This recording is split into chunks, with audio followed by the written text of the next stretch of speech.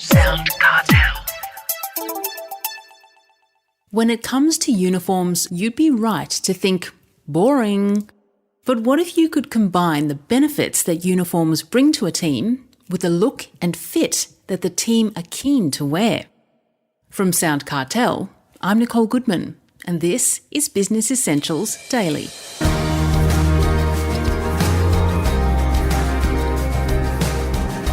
Do your staff members wear a uniform? Perhaps you don't think a uniform would work in your business. Perhaps Pamela Jabbour will convince you otherwise. Pamela is the CEO of Total Image Group, a company which has grown in the past 14 years since she founded it. Starting out with a fashion-focused point of difference, the company these days designs uniforms for some of Australia's biggest brands. Total Image Group dresses more than 300,000 Australians every day. And with clients over the years including Woolworths, Ford Australia and the 2018 Winter Olympic team, it's a success story in its own right.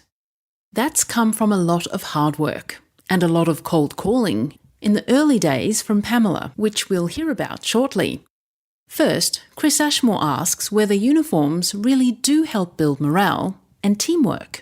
These times where a lot of offices are remote now and individuals aren't seeing each other or seeing their team members as often as they used to, a uniform just reinforces that connection and that team spirit and makes people feel a part of something. It's no different to sports. And particularly again in these times when it feels like a lot of businesses are going to war with COVID and how they can survive, I think your armour in what you wear just gives you that sense of confidence and purpose and reminds you that you are part of something, you're not alone, and you're all working towards that same goal.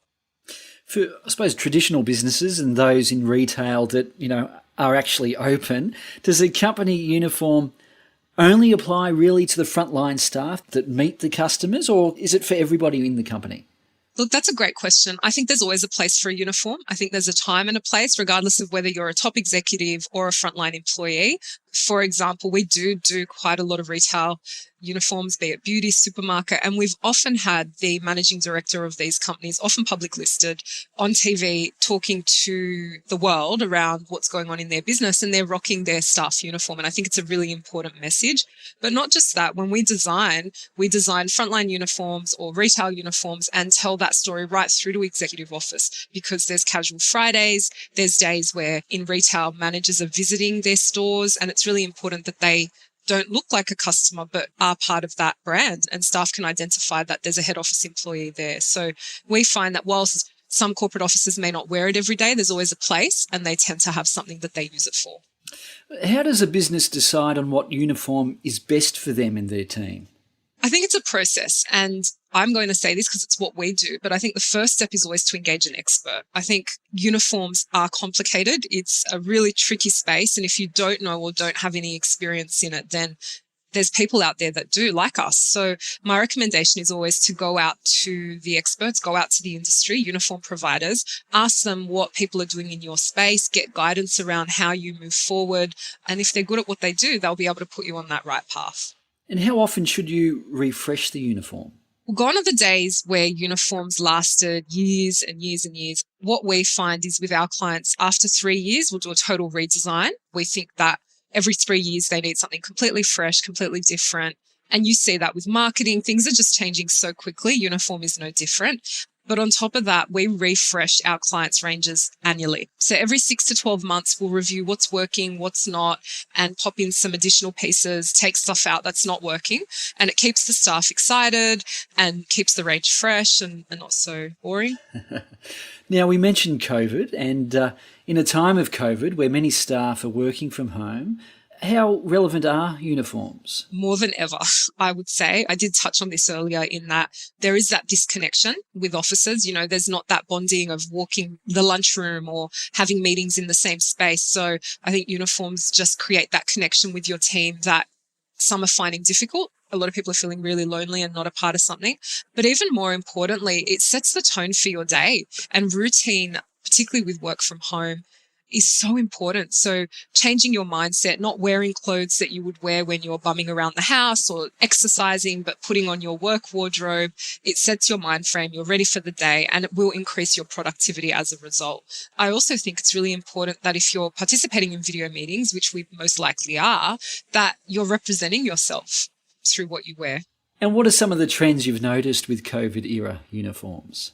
Oh, look, definitely a move to more smart casual. It was something we noticed pre-COVID anyway, and in some verticals and industries that we already sell to, it was happening a lot faster, but COVID has escalated that and probably put that in places where we might not have seen a smart casual approach, like in corporate offices or traditional suit-based offices. I think they're leaning more towards smart casual, a business pant and a shirt, not necessarily needing the blazer. But again, there's still a place for a suit, depending on what you do and what your role is. But we have seen that it's not so rigid. It's not that you wear a suit every day. If you have certain types of meetings, you may need to wear a suit, but then outside of that for office days, what was traditionally a suit-based environment are okay with people coming in chinos and a business shirt. When it comes to a Zoom meeting, for example, what do you suggest that people should wear? Oh, look, I think it really depends on the brand you're representing. If it's a sales pitch and you're representing a formal company and you would normally wear a formal outfit to that kind of sales meeting, then to be honest, it should be no different, particularly from the top up, what people are wearing, what people can see. You need to represent the company and the brand properly. If you're in marketing and you're more in a creative space and you used to go to work in a polo, then that's totally okay as well. But brush your hair. If you used to wear makeup to go to the office as a female, put some makeup on. I just think my premise is a Zoom meeting is no different to a meeting, and you need to give it that same respect. In fact, on a video call, people are more aware of what you're wearing. It's that close up to you and your background and your backdrop. And so you really need to put some thought into it. Now, what are your top 5 tips when selecting a uniform for your team? I think particularly in these times where the employees that are coming through are so opinionated and so passionate and purpose-led, I think it's really important to appeal to your demographic, to understand who is in your team, what shape, size, age group are they. And with uniforms, it's often very mixed. So you need to keep that in mind when you're designing and cater for all. I'd say make sure it's fashion forward. So gone are the days of feeling daggy or wearing something that you'd be mortified to wear. People just won't wear it, or they won't embrace it, or they'll have a negative attitude when wearing it. So you do have to think, would I wear this? Is this on trend? But then obviously it has to be practical. So there's a balance. Some people go to fashion. So I think fashion is important, but practicality is equally as important. And colors. I mean, what is your brand story? What is the environment your people are working in? And what color would work to amplify your messaging? I think colors can make or break a uniform, definitely. And the last one would be to look at what your industry is doing. So what is everyone around you doing? Do you want to be different? What are the leaders doing? What are they doing overseas? And kind of benchmarking where you see yourself in that space. Well, finally, Pamela, tell me about Total Image Group. You've been really successful supplying some of Australia's major corporations, and you were the official uniform supplier to the 2018 Australian Winter Olympic team. What's the secret to your success? Hard work, patience. It's a tough industry, to be honest, but I really love it. So I believe that nothing good comes easy and that you really have to work at what you want. And so for us, it took a while. It was a lot of phone calls and persisting in markets and spaces that perhaps wouldn't recognize us or we had no experience, but we kept at it. And so I think the secret to any success is hard work and persistence. You made a lot of phone calls in the beginning, is that right? I did, yes. So that was a big part of how we got ourselves out there. I just picked up the phone and learnt about the industries that we wanted to target, learnt about our customers. It was a cold call, but it wasn't, because I was calling businesses and I was taking an information approach in that I want to learn, what are you wearing? What are you currently buying? What do you pay? Are you looking to change? And if you are, can I send you some information?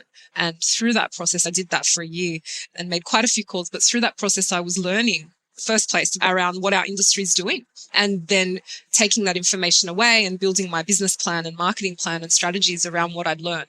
So I felt that we moved at a really fast rate in comparison to the industry because of those calls. And how's business now? Look, I think like a lot of businesses, if not most, we're doing it tough. COVID has impacted us, but something that was really important to me when I started this company and continues to be and has probably saved us with COVID, to spread ourselves and not be operating only in one space. So we work across a myriad of verticals. We service hospitality, healthcare, retail. And obviously when COVID first hit, and depending on what state you're in, a lot of our hospitality clients were really impacted. So that side of the business really dropped off.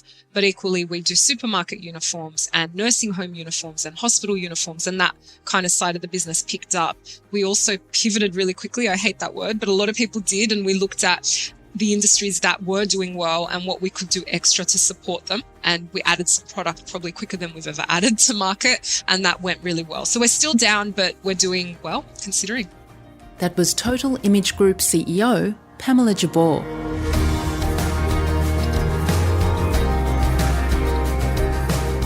This episode of Business Essentials Daily is produced by the team at SoundCartel. Thanks for listening. I'm Nicole Goodman. We'll bring you more Be Daily tomorrow. Follow at BE Daily Podcast across social media and head to bedaily.com.au for more from the Business Essentials Daily podcast. SoundCartel.